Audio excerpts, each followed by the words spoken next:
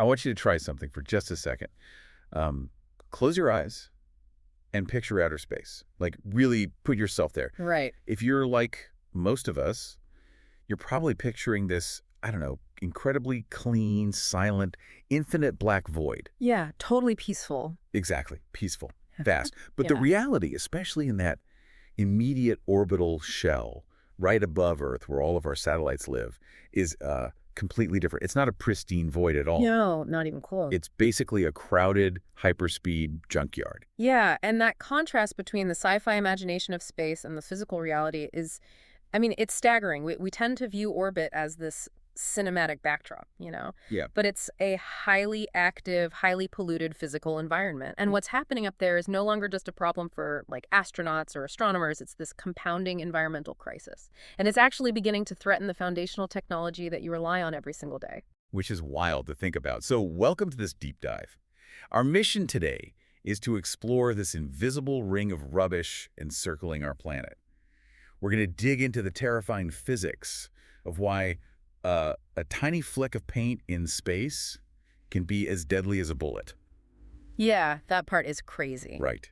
And we'll get into the sheer logistical nightmare of managing space traffic and the wildly ambitious ways engineers are trying to clean it up before we essentially lock ourselves out of orbit. I'm really glad we're tackling this because we need to look at near-Earth space the exact same way we look at our oceans or our atmosphere. I mean, for decades, humanity just treated orbit like an infinite dumping ground. Out of sight, out of mind. Exactly. Yeah. But we are rapidly approaching a physical limit. And understanding the mechanics of how this happened, well, it's the only way we're going to figure out how to fix it. So I want to start with those mechanics. Yeah. Because before we even talk about how much junk is floating around up there, we have to understand the physical reality of being in orbit. Mm-hmm. And the danger up there, it isn't really about mass, right? No, not at all. It's entirely about velocity. Yeah, and to put that in perspective, we first kind of have to redefine what it actually means to be in orbit. Because when you watch footage from the space station, the astronauts appear to be floating. Right, they're doing flips and stuff. 0G. Right, it looks like zero gravity. But gravity is actually still pulling on them with about 90% of the force we feel right here on the ground. Wait, really? 90%? Yeah, they're not floating, they are just falling. Okay, but they never hit the ground. Exactly, because they are moving forward so incredibly fast that as they fall, the curvature of the Earth essentially just drops away beneath them. Okay, wait, let me rephrase that because I know we need to nail down the speeds here for the listener. They have to travel fast enough to essentially match the curve of the planet. That is the crucial concept, yeah. To maintain that free fall around the planet without hitting the atmosphere, an object in low Earth orbit has to travel at roughly 28,000 kilometers an hour. 28,000. Yeah, that is the baseline speed limit for anything up there. Whether it's a multi-million-dollar communications satellite, the space station, or, a discarded wrench. Just a wrench hauling along at 28,000 kilometers an hour. Let's ground that in an everyday experience for you listening. Imagine you're driving down the highway at a normal speed, maybe 100 kilometers an hour, and a bug hits your windshield. Right, it's a smudge. Right. Annoying, but harmless. Now imagine a pebble hits your windshield at that same highway speed. You get a star crack in the glass. Yeah. But in space, objects aren't moving at highway speeds. They are moving at like 10 times the speed of a rifle bullet. And this is where the physics of kinetic energy gets genuinely terrifying. Go, I bet. Because the formula for kinetic energy squares the velocity. So if you double your speed, you don't just double your destructive power, you multiply it by 4. Oh, wow. Yeah. So when you scale a speed up to 28,000 kilometers an hour, the amount of energy carried by even a microscopic object becomes just completely catastrophic. I was reading up on the damage sustained by the International Space Station, and this one detail completely blew my mind. The reinforced multi-layer glass windows on the ISS, they've actually been chipped and cratered by literal flecks of paint. Yeah. Like a piece of paint that just peeled off an old rocket stage somewhere. It's true. And the mechanics of that impact are fascinating because it doesn't just bump into the glass. At orbital velocities, a fleck of paint doesn't even behave like a solid object hitting another solid object anymore. What does it do? Well, the kinetic energy is so high that upon impact, the paint and the immediate surface of the glass instantly vaporize into plasma. We vaporize into plasma from a pin chip. Yes. It creates this tiny shock wave that literally blasts a crater into the material. That is, I mean, that's horrifying. It is. Yeah. Now take that mechanism and scale the object up from a paint chip to something the size of a marble. Or, a lost bolt from a rocket hatch. Right. A strike from an object just a few centimeters across doesn't just dent a spacecraft. It hits with the explosive force of a hand grenade. It will punch completely through the shielding, vaporize the internal electronics, and instantly kill a satellite. Which makes me wonder how anyone in their right mind thought it was okay to leave trash up there. Because knowing how devastating a single collision can be, how did we end up with a massive cloud of these high-speed projectiles? Well, I mean, for decades, the standard operating procedure for the most advanced engineered projects on the planet was to just detach their garbage and leave it in orbit to become rogue shrapnel. yeah, we really have to look at the historical constraints of rocketry to understand why that happened. Getting any mass into orbit is just punishingly expensive. Right, fuel costs. Exactly. It requires a tremendous amount of fuel. So in the early decades of the space race, every spare ounce of capacity was dedicated to the payload itself, reserving extra fuel just to steer a dead rocket stage back down to Earth. Unthinkable. Yeah, it was considered an unacceptable waste of resources. So the engineers just kind of assumed space was infinitely large and, a few dead rocket stages wouldn't hurt anything. The ultimate out of sight, out of mind. Precisely. And for a long time, the sheer volume of space meant that the risk of two things colliding was statistically close to zero. Sure. So satellites would reach the end of their 10-year lifespans, run out of the propellant they used to maintain their orientation, and operators would just shut off the transmitters and leave them tumbling in the dark. But the routine litters, the dead satellites and all that, that's only half the story, right? Yeah. Because my research for this deep dive showed that the truly massive spikes in space junk didn't come from dead satellites just slowly accumulating. They came from what are called bulk events. Yeah, those bulk events are the real turning points in this crisis. A bulk event is a sudden, catastrophic fragmentation. Like an explosion. Exactly. Sometimes it happens because an old, dead rocket stage was abandoned with leftover pressurized fuel still inside its tanks. Oh, that sounds like a bad idea. It is. Years later, the thermal stress of passing in and out of the sun's shadow causes the tank to rupture, and the entire stage explodes, turning one large piece of trackable debris into thousands of jagged, untrackable pieces. And some of them were intentional, which is wild. I was looking into that 2007 incident where a country decided to test an anti-satellite weapon.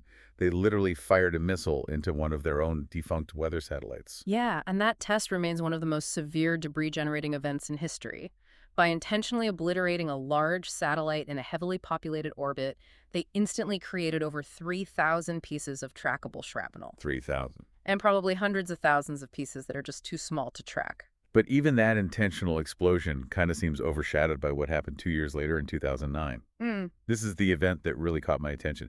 It wasn't a missile strike. It was a complete accident. Yeah, the 2009 collision. Right, an active communication satellite, Iridium-33, and a massive, completely dead Russian military satellite, Cosmos 2251, just slammed into each other at orbital speeds. That was a massive wake-up call for the entire global aerospace community. The combined closure rate, meaning the speed at which those two huge satellites were moving toward each other, was over 40,000 kilometers an hour. Unbelievable. They completely annihilated each other, and that added another 2,000 large fragments to the orbital environment. Now, here is the part I really struggled to understand when I was reading about that. We have all these ground radars, right? We know where the active satellites are. Right. So how on earth did nobody see two school bus-sized objects speeding toward each other?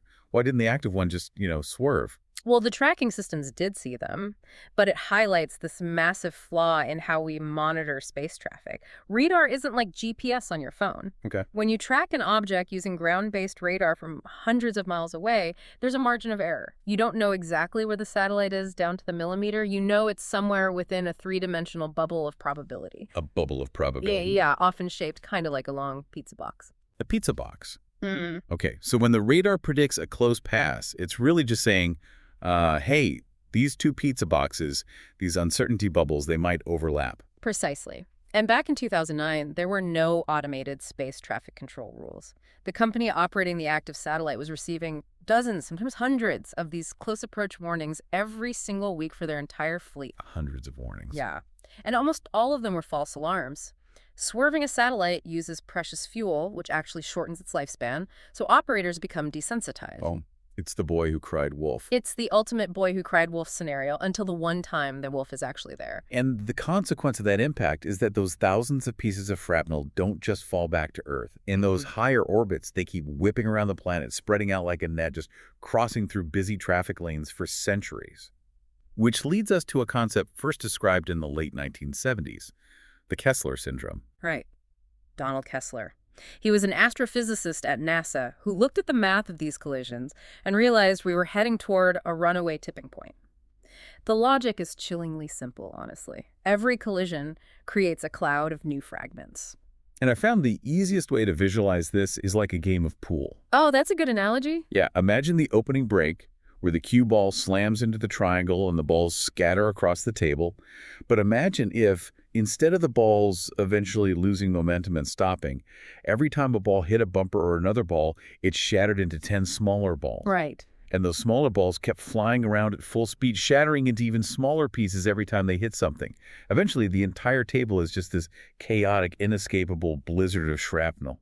That cascading chain reaction, that is the Kessler syndrome, once the density of debris in a specific orbital shell reaches a critical threshold, the rate of random collisions basically outpaces the rate at which atmospheric drag pulls the debris out of orbit. So it just feeds itself. Exactly. The environment begins to aggressively pollute itself, even if we never launch another rocket. But the timeline on this is important to clarify, right? Right. Because it's really easy to picture a Hollywood scenario where a satellite blows up and suddenly, boom, the entire sky is full of explosions. Yeah, gravity style. But the reality is much slower, which in some ways actually makes it harder to mobilize people to care. A full Kessler cascade doesn't happen in an afternoon. It takes decades. Decades. Right. A collision happens, creating a cloud of debris that slowly spreads out over months. 10 years later, a piece of that debris hits another satellite. It is a slow, generational locking down of our most valuable orbital real estate. And this is where it stops being an abstract problem for astronauts and starts being an immediate problem for you, the listener, because it's incredibly easy to take space for granted. But if we lose safe access to those orbits, modern life essentially breaks down. I really don't think most people realize how deeply their daily routine relies on a clear orbital path. Oh, it is entirely invisible infrastructure. I mean, most people understand that satellite television or the mapping app on their phone relies on space, but it goes so much deeper into the industrial backbone of society. Like what?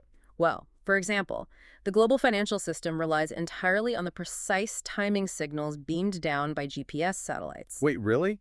The stock market uses GPS? Oh, absolutely. Every GPS satellite carries a highly precise atomic clock. When a bank processes millions of high-frequency trades, or even when you just swipe your card at an ATM, the system needs a universally synchronized timestamp to prevent fraud and keep the ledgers in order. And they get that from space. They pull that timing signal straight from GPS. If you lose the GPS constellation to a debris cascade, the global supply chain, aviation routing, worldwide banking systems, they would all face catastrophic disruptions within hours. That is terrifying. And what makes this even worse is that Kessler was worried about this tipping point back when there were only like a few hundred active satellites. Today, the volume of traffic in space is skyrocketing at a rate we've never seen before. Yeah, we have officially entered the era of the mega constellation. Right. Private tech companies are launching networks made up of thousands and soon tens of thousands of small satellites to beam high-speed internet to every square inch of the globe. Which is an incredible technological feat. It is. And I want to be fair here, because bringing low-latency internet to remote and underserved areas, that's a massive leap forward for humanity. But from a traffic management perspective, how do you manage thousands of new vehicles merging onto a highway that is already filled with invisible hypervelocity shrapnel? You've hit the nail on the head. It fundamentally changes the math of orbital risk. These internet satellites operate in lower orbits, which means they need huge numbers of satellites to get full global coverage, because each one can only basically see a small patch of the Earth at a time. Okay, so that drastically multiplies the number of objects we have to monitor. Yes. I was looking at the mitigation strategies, and honestly, it feels like we're just dodging bullets in the dark. The Space Force and international agencies use giant ground-based radars to track the big stuff, right? They do. We currently track over 25,000 objects larger than, say, a softball. And that data is fed to operators around the world. So they have a heads up. Yeah.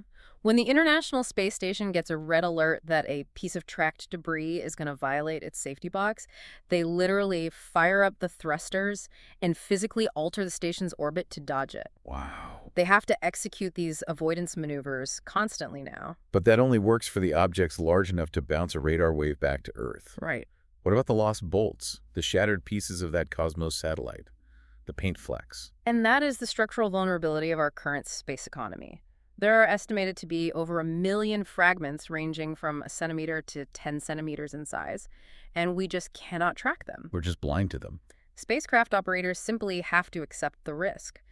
There is no dodging what you cannot see coming. Which means we can't just play defense anymore. We have to actively clean up the mess. Oh. And I was diving into some of the engineering proposals for active debris removal, and it honestly sounds like science fiction. Space harpoons, robotic tentacles. Active debris removal, or ADR, is the absolute frontier of aerospace engineering right now. The basic concept is launching a specialized chaser spacecraft that matches orbit with the dead satellite, captures it, and then physically drags it down into the atmosphere to burn up. Okay. And they are testing concepts that use giant nets, magnetic tethers, and yes, literal harpoons. A harpoon in space. But the engineering challenges of a space harpoon seem almost insurmountable. I mean, if you have a multi-ton dead satellite tumbling end over end at 28,000 kilometers an hour and you shoot a metal spear into it, aren't you risking hitting a pressurized fuel line and creating the exact kind of explosion you're trying to prevent? Yes, you are hitting on the core nightmare of debris removal. These targets are completely uncooperative. They aren't designed to be caught. Right. They have no handles, they're spinning chaotically, and their structural integrity might be degraded from decades of solar radiation. If your robotic arm slips or your harpoon shatters a solar panel, you just turn one piece of trackable debris into 100 pieces of untrackable shrapnel. Oops. Yeah, a very expensive oops. It requires a level of autonomous precision that we are really only just beginning to achieve. And dragging dead satellites out of orbit one by one, that sounds exhaustingly expensive. Who's going to pay $100 billion just to take out the trash? Yeah. But from my research, it seems nature actually offers us a helping hand here. There's this geographic wrinkle to how orbits work. The Earth's atmosphere doesn't just hit a hard ceiling and turn into a perfect vacuum. Right? Exactly. The atmosphere's boundary is actually pretty fuzzy. It fades out very gradually. Okay. Down in low Earth orbit, which is where the space station flies and where all these new internet mega constellations are being deployed, the environment is not a true vacuum. There is still a microscopic whisper of atmospheric gases up there. A whisper of the atmosphere. So let me try an analogy here to see if I've got this. Imagine you're jogging on the dry sand at the beach, and then you decide to start wading into the ocean. Even if the water is only up to your ankles, that tiny bit of fluid dragging against your legs, it slows you down over time. Analogy, yes. You have to expend more energy to keep your speed up. That is exactly what happens to objects in low Earth orbit. That faint atmospheric drag is constantly pushing against the satellites and the debris. Just a little bit of friction. Yeah. And over a period of months or years, that friction steals kinetic energy from the junk. It slows down, its orbit decays, and eventually gravity pulls it deep enough into the thick atmosphere that it safely burns up upon re-entry. So low orbit actually has a built-in natural self-cleaning mechanism. It does. Yeah. And interestingly, this natural cleanup even accelerates during periods of high solar activity. Wait, how does the sun help? Well, when the sun releases a solar flare, it heats up the Earth's upper atmosphere, causing it to expand outward. That increased density acts like a giant brake on low-orbit debris, dragging it down much faster. That is an amazing natural failsafe. But there's a catch, isn't there? Not all satellites are in low orbit. The massive telecommunications and weather satellites sit in geostationary orbit, which is, what, over 35,000 kilometers up? Yeah, and up there, that faint atmospheric drag completely vanishes. You are operating in a true vacuum. So no friction at all? None. If a satellite breaks apart in geostationary orbit, nature is not going to help us clean it up. Debris at that altitude will linger for centuries, maybe even millennia. Wow. So understanding this altitude difference between the self-cleaning shallow end of space and the infinite deep end that really dictates the future of space strategy. It defines the new rules of the road. We can utilize the lower orbits for large fleets of expendable satellites, provided we design them to deorbit quickly when they fail. Right, let the atmosphere do the work. Exactly. But we must guard the high orbits jealously, because up there, whatever we break stays broken forever. Okay, so bringing this all together, we have hypervelocity paint chips, dead rocket hulks, the looming threat of the Kessler syndrome, and experimental space harpoons. What does this all mean for us as a society? What is the core takeaway you want the listener to walk away with? I think the underlying lesson is actually a deeply familiar one. We've just relocated it to a new frontier. You know what I mean? For the first 50 years of the space age, we treated the space around Earth as infinite and resilient. We treated it the exact same way the Industrial Revolution treated our rivers and our air. Ah, as a place where you could dump your byproducts without consequence. Exactly. We thought space was too big to fail. But we're learning that near-Earth orbit is a shared, limited environment. It's a commons. Right. It can be spoiled. Keeping it usable for future generations is going to require immense global cooperation, strict regulations on what gets launched, and heavy investments in active cleanup technologies.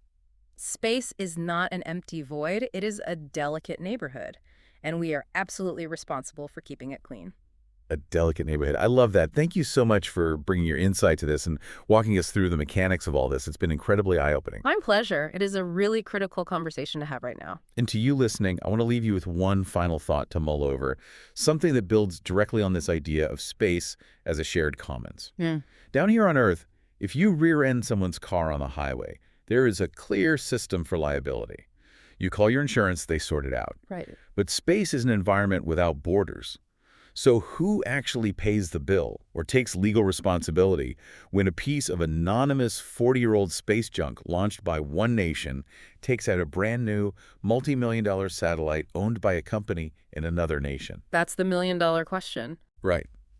While there are treaties from the Cold War era that broadly say nations are responsible for their space objects, practically applying that to a cloud of untrackable hypervelocity shrapnel is an entirely different story.